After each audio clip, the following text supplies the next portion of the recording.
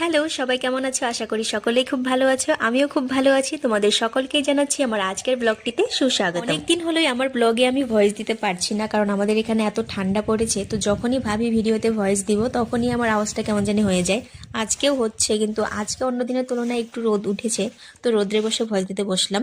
কিন্তু এতদিন যে ব্লগে আমি ভয়েস দিইনি, তারপরেও কিন্তু তোমাদের ভালোবাসা পেয়েছি, তার জন্য তোমাদেরকে অসংখ্য ধন্যবাদ। যেহেতু ঠান্ডা পড়েছে, তো সকালবেলা ঘুম থেকে উঠতে একটু লেটই হয়ে যায়। তো সকালবেলা ঘুম থেকে উঠে ফ্রেশ হয়েই কোনো মতে রান্নাঘরে ঢুকে পড়ি।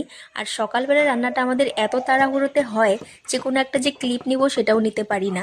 তাড়াহুড়ো করে রান্না করে দাদাকে খাইয়ে অফিস চলে যাওয়ার পর বাদবাকি যে কাজগুলো থাকে সেগুলো লাহে ধীরে করি, আর সেগুলোই তোমাদের সঙ্গে আমি শেয়ার করি। এখন যেহেতু মার শরীরটা অনেকটা ভালো হয়েছে, তো মা একটু আধটু কাজকর্ম করতে পারে। তো আজকে সকালবেলা মা রান্না বসিয়ে দিয়েছিল, আর আমি ঘুম থেকে উঠে উঠানটা ঝাড়ু দিয়ে ফ্রেশ হয়ে থানকুনি পাতার রস করে সবাইকে দিয়ে আমিও খেয়ে মার সঙ্গে রান্নার কাজে একটু হেল্প করে দাদা খেয়ে যাওয়ার পর আমি কাজগুলো শুরু করেছি। আমি আমার বিছানাটা তুলে নিলাম, তারপর দাদার ঘরে বিছানা তুলতে গেলাম। আর দাদার ঘরে বিছানা তুলতে গিয়ে দেখছি ওর বিছানা চাদরটা একটুখানি নোংরা হয়েছে। তো ওর বিছানা চাদরটা পাল্টে দিয়ে ওর বিছানায় যা যা কাপড় ছিল সবকিছু ধুতে বের করলাম।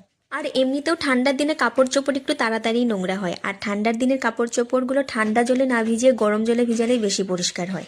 তো আমি গরম জল করেই কাপড়গুলো কিছুক্ষণ ভিজিয়ে রাখলাম। সকালবেলা যেহেতু আমি খালি পেটে এক গ্লাস গরম জল আর থানকুনি পাতার রসই খেয়েছিলাম, আর কিছুই খাইনি। তো এবারে কাপড়গুলো ভিজিয়ে সকালের খাবারটা খেতে বসে পড়েছিলাম। আজকে সকালবেলা রান্না হয়েছিল পাঁচমিশালি সবজি দিয়ে একটা তরকারি, পাঁপড় ভাজি আর ডিম অমলেট। আমি যেহেতু ডিম অমলেট খাই না, তো তার জন্য পাঁপড় ভাজি নিয়েছিলাম।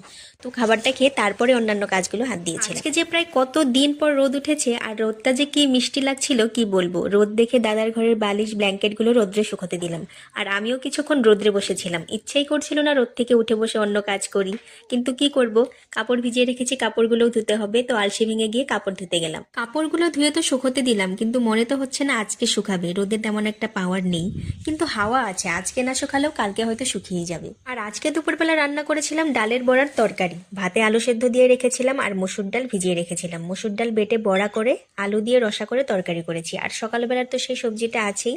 তো এটা দিয়ে আজকে দুপুরের খাওয়া দাওয়াটা হয়ে গিয়েছিল। বিকালবেলার কাজকর্ম শেষ না হতে চলে এসেছিল আমার স্টুডেন্ট, আর ওর বক বক শুনতে শুনতে আমার সন্ধ্যাটা পার হয়ে যায়।